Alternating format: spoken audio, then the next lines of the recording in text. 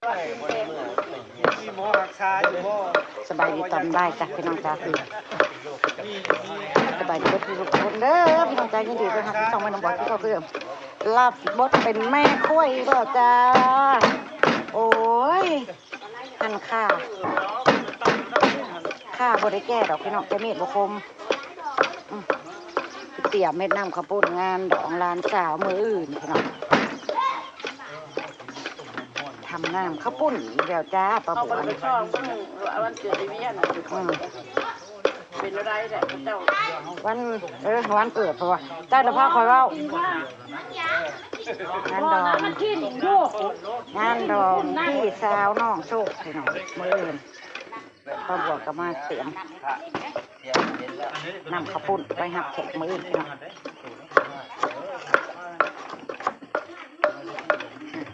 ว่าชิ้นไข่บดมีบ่เฮ้ยจะว่าจองว่าไปป้อนลงหมอต้มบ่มีก็ได้น้องซัมมี่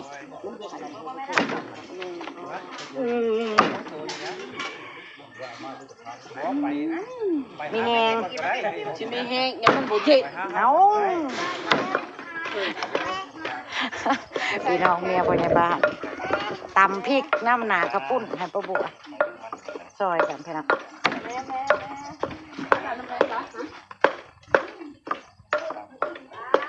กินน้ำสะอาดกับโบเย็นบ่กับโบจากเขาเรื่องไปได้เลยเนาะป้าตัว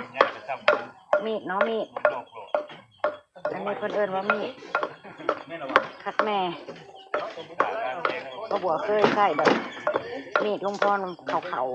คมมาเจอแบบนี้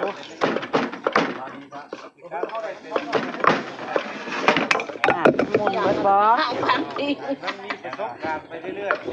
ที่มาพังครัวเขาแหละให้บอกมีดบกคมเนาะวันนี้ก็เป็นวัดเขาปุ้น50 โล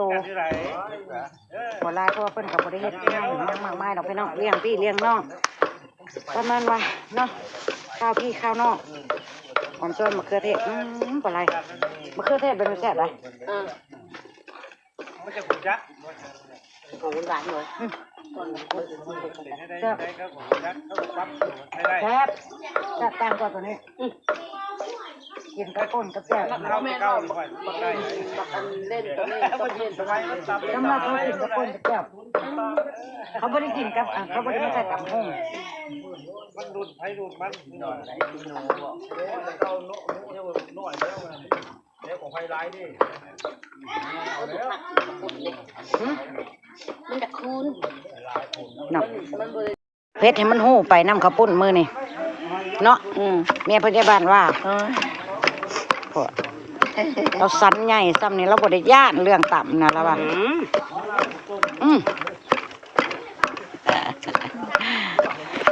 ย่องกันไว้มีกันอยู่ซ้ำนี้มื้อนี้มันมี2 งานพี่น้องเตรียมกันเนาะมันก็เลยคนก็แบ่งกันเด้แบ่งกันไปเฮ็ดแน่ก็เลยบ่ค่อยคึกคักปานใดนี่เตรียมงานมันเกิดอยู่บ้านตรงขามกันมีรถแห่เนาะบ้านทางตะเวนออกเตรียมวันเกิดบ้านทางตะเวนตกเตรียมงานแต่งพี่น้องมันสิชมทบกันสิจะว่าจังได๋จะไปดิพี่น้องของฝ่ายแม่ไอ้โชคเพิ่นสิเอาลูกเคยพี่น้องมื้ออื่นจะลูกเคยยินดีด้วยเนาะค่าดองกะโหค่าดองก็บ่แพงดอกเท่าไหร่ดอกซอ30,000นึงดอกค่าดองนะบ่แพงกะยาธรรมดาเดี๋ยวเขาก็มาหาหายหลายกว่า30,000เองเนาะพี่เนาะเคยเคยคูณ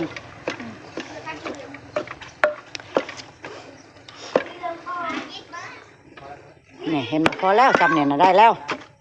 ได้แล้วพักผ่อนได้เลยเสียงคางเมียพยาบาลพี่น้องสบายดีเลยคะแนนจังเงินเป็นหมื่นมาพี่น้องมาเฮ็ดน้ำหนาเขาพูดก็ไปละกันถามบุ้งเงินถ้าบุเป็นงานสิบุ้งเงินปีใหม่เนี่ย500 กว่าบาทนี่มี640ก็เฉลี่ยเขาก็จะเติมลมไว้แบบไว้คนหนึ่งจะไปเยอะ กลัวไว้ที่เรามาก็เดินทางมีเงาเลยมั้ย กลัวน้ำมันว่ามันอื่นมันยาวใส่โลสำบาย ขนาดไปต่อบัสอย่างนี้อย่าลงคลองเลย โอ้บ่ทันได้ตาย โอ้ย เลย ตอนมาก เล่นมันโง่โคตรไม่เลยเตะให้เราไม่ตาย มายังมือแรงมา4 โมงเป็นอะไรบ้านโผล่เด็กผู้ใบน้องจะเชื่ออยู่จักกินยังเขาบ่ฮู้อยู่ไว้ เฮ้ยมันเปื่อยแล้วเอาแล้วก็ไก่ ต่อนั้นสีวานก็นี้ จะบอกใคร น้อยเองขวานี่เลงไปเบิ้งบ่ได้ได้ ผลไม้เป็นผลไม้ ป้าอย่างนั้นเปื่อยมันเปื่อยเรา มันเป็นเงี้ยเขาบอกเป็นผู้ใบมันเป็น เนาะเปื่อยแห้งดีเนาะเนาะ แต่พี่ไปต่อนี้ แห้งเปื่อยแห้งคัก ป้าเนี่ยว่าเปื่อยจัดก้าง ร้าน ขนาด นี้ นั้นเลย เดี๋ยวดีร้านตัวนี้เขา มันเปื่อยแต่ว่าเปื่อยง่ายสีมันแห้งมันนะ เป็นยังไง มาจะใช้มาเถินเหมือนมอติ่งนี่ ซื้อมาหลาย โอ้ยน้ำความ มันกิน ซื้อมาจะ 5 กิโลใช้นะช่วยใช้ลาบไก่วันกินนะช่วยใช้มา5 ได้ปีละ2 คุณหากินได้ท้องมาเลยนะติ ไม่กันเดียวกันบ่มันน้ำยานะ ต้มเป็ดกับต้มในหม้อ มัน นะ โอ้มันตายมันใหญ่มันลายยังตายอยู่นี่ตัวนี้ยังนัด บ่ว่างานอีหยังเนาะพี่เนาะว่าบ่ว่าเฮ็ดงานอีหยังน้อยก็คือใหญ่ใหญ่ก็คือน้อย มันหยาม เสมอกันเบิดเตรียมกระทึกก็ว่าเฮ็ดน้อยๆจ้ะพี่น้อง มันใหญ่ยังไรเอาแก้ได้สิ โอ้ยมันกะพี่น้องทั้งพ่อแน่พี่น้องทั้งแม่แน่มารวมกันเนาะก็ไล่เองปลาไผก็บ่ได้จักทาง เป็นไหน บอกจะเกาะออกว่าเอามาใกล้เอามาจะว่าข้าวคั่วใกล้ต้มใกล้แล้วแล้วก็มาทำเกาะต้มแทนนะติดไปสินั่นดิ ขี้นี่นะ ผัดงานนี่ผัดค่อนข้างเสียนั่นแน่นะนี่มันเจอกันบ้านเดียวมันจองงาน คนแบ่งกันไปเฮ็ดเวียกเจ้าภาพก็สิเมื่อยแน่จักหน้อย นอน บ่แม่นไปเบิ่งหมอลำบ่เมื่อคืนนี่เจ้าภาพก็ได้ บ้าบริไปแล้ว โอ้ยเอากะทิมาเติมก็พี่น้อง ไปนอนมาพอแล้วจะนอนมันเปื่อย ตัวใหญ่ตัวใหญ่ พูดผมไม่เอาอัน ไอ้โชคคือบ่มาทักทายปลาลุงล่ะลูก โอ้มันสิเปื่อยพูดนะ เปลี่ยนตัวนี้หลับ ใจเอ้ยยังอายอยู่มาแล้วแม่ตาบาดีปลาลุงใจผู้ปลาลุงเบิ่งอยู่ผมมาแล้วไหมเอามันเจ้าจามเลย สบายเถิด สวัสดีป้าลุง เด้อโอ้ยบ่เห็นหัวหนายโจกจ่อย กับก้าน มีงานอีหยังเฮือนในโชคนะบ่ให้ปลาลุงฟังดู งานแต่ง งานแต่งน่ะ งานแต่งเอื้อย งานแต่งให้โชคบ่ ก็งานแต่งเรื่อย ใครเลยมันว่างานมันเกิดไปสู้ เตรียมงานแต่งให้พี่สาวน้องโชคจ้า นะมันก็จุ่มในสนามพ่อมันได้อะไรมาด้วยถ้ามันจุ่มพ่นแล้วดึกแล้วมันเสียจุ่มแล้วก็พ่อเราเด็ก แต่พัดใส่ดีไหมจับไปไหมใส่ตู้เย็นไว้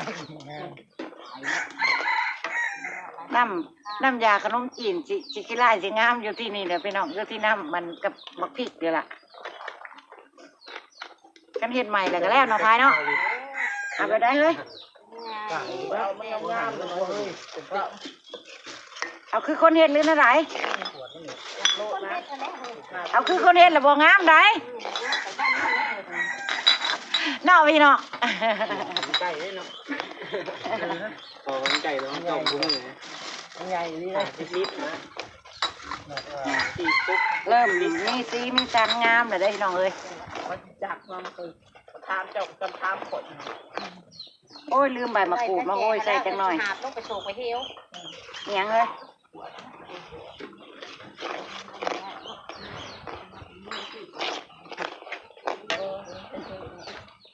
พดหาบกไปเอาใบมะกรูดก่อนหอมเลยเนาะกินเริ่มมาแล้วเดี๋ยวพอไปเอาใบมะกรูดก่อนแป๊บนึงพี่น้องมา ใส่ใบมะกรูดเข้าไปสิได้หอมอุ้ยพี่น้องเอ้ยแตกปุกๆเลยด้วยน้ำมันเพิ่นขึ้นเลย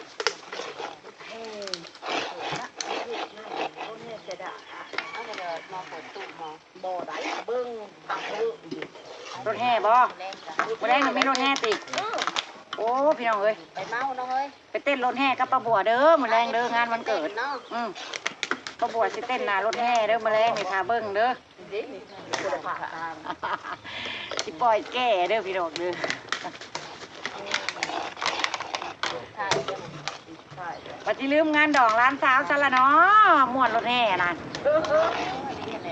ดีแล้วเจ๊คือกับมาแห่คือ โอ้ เอา เอาอยู่งานวันเกิดแจ้งแล้วก็มาเตรียมมันลาบมัน บาทดี งานดองมันสิแซ่บอยู่บ่ล่ะลาบบาดนี้พี่น้องมันสิลืมใส่ข้าวขัวจะบอก เกิด เขาเบี้ยกันเอาดอก เนาะพี่น้อง เอาก็กินยังได้เขากับมาเดี๋ยวว่าบ่ไรไปจี้ไปไหนไปนี่แหละโอ้ยหอมตัวแรกกับปุ่นที่เขาเสร็จเลยนะมันบอกมัน เส้นน้ำมันจะใช้เฮ้ย เสร็จก็มาหายใจในเมื่อวาน โอ้ยเพิ่นก็มาสั่งไว้แท้ก็เดี๋ยวว่ามื้อนี้ มันโมเมนเอาได้เสร็จแล้วเสียมาอีกบ่เอาเลยเอาไปกินในซอกทุ่งไม่พายหรอกซอกทุ่งทำทุ่งนี่แหละที่อ่อนเอาลงออกบ้านในซอกทุ่ง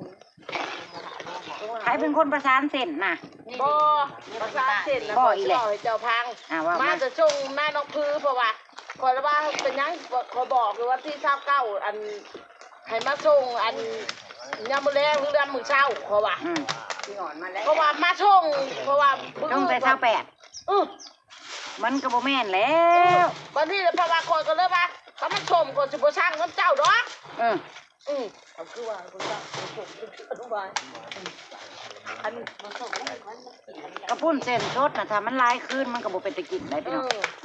แข็ง มันแข็งได้ แล้วนี่นะเพื่อนนะว่ามือนี่เจ้าขึ้นเพื่อนเพราะว่าขึ้นเพื่อนขึ้นเบิ้ลมือนะบอกเพราะว่าเฮ็ดนะขึ้นเพื่อนถ้าขึ้นเพื่อนก็บอกซะว่าเจ้าไปเอาไม้เด้อยกเลิกก็เพราะว่ารับเอาเฮาบ่เอาบ่ได้สั่งแล้วก็บอกแล้วเนาะโดยก็ไม่ได้แต่ก็บ่จะอาบแล้วเมื่อวาน โอ้ยบ่เอาแล้วไปให้หมงเขาเจ้าขึ้นเฮือนพุ่นแล้วแหละ ขึ้นเพื่อนนะขึ้นเพื่อนก็เจ้าอีก อันหม้อข้าวต้มนี่ไม่สุกอยู่ โอ้ยหญ้าชุกเบิดแล้ว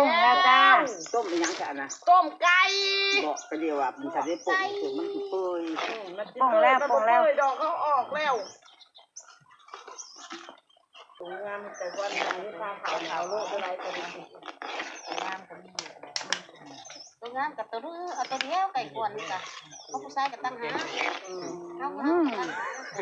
สีเริ่มเข้มขึ้นแล้วพี่น้องเอ้ย ตรวจประมาณ อยู่ไทยโฮมโมนี้ เฮ็ดอันนี้ต้องเฮ็ดใจเฮ็ดใจร้อนบ่ได้พี่น้อง กินแบบมีแห้งเนี่ยกินมีแห้ง อยากเพาะกินจอมเดียวไม่อยากกินท่อม คนเราเอาน่ะกินเพราะให้กินได้ร้ายวันนี้ไปจากนอนบัดนี้ เฮ็ดอันขัวอันนี้ไว้แล้วเรียบร้อยบอกก็สิเมื่อเขาหัวเขาชวนกับบ่พร้อมแล้ว ท่อเป็นตากจอมเดียวเนาะ เตรียมกันไว้คือสิบ่อันมีหยังเฮ็ดที่เนาะมื้อแลงนี่เนาะเว้ยบ่พายบ่ได้มีหยังเฮ็ดที่เนาะมื้อแลงนี่เนาะ แล้วตัวแล้วแล้วก็ปอกกันนะใช่ก่อนนะ บอกมาพักบ่ ผักก็จะได้ปอก บอกมาพักไว้ใส่แกงบ่ เมื่อหอบบริมาหอดเข่าเมื่อกี้มันจุกจะจบดี มาด้วยเขาก็เต็มติดอยู่ฮะผักถ้าได้เห็นจากหน่วยมันโมแม่เอาบุเปลืองถ้ามันเป็นงานเลยนี่เดียวถ้าโมมาแบบที่ไรเลยเนาะ มันปากันบ่ได้จักทางแม่นแหละนะไปคือกันแหละ พอมันบริเข่าเขาบริกินเงื่อนไปแล้ว คือแค่งานโตงานเฮาเนาะงานเฮาก็แนมหาแต่หมู่ได้ถ้าข่อยดอกงานมีเวียกมีงานในเฮือนเจ้าของโอ้ยยันแต่หมู่บ่มาซอยอะไร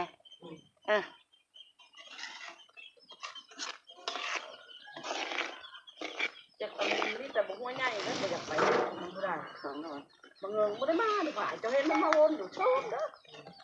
แล้วบ่ได้เอาเมื่อซักมันนอนโคโลอยู่ไทยได้พูดกับมันมาเพราะว่าที่เอาเมื่ออยู่ของEMมันหายตรงว่าย่า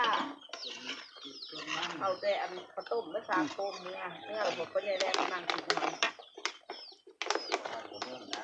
ได้ทีแล้วปกเป๊กปกเป๊กแล้วแหงขอดลงจักหน่อยออกน้ำมันน้ำหนางามๆแล้วก็จบพี่น้องสำหรับพระจากแล้วจ้าพบกันคลิปหน้าจ้าไปแล้วจ้า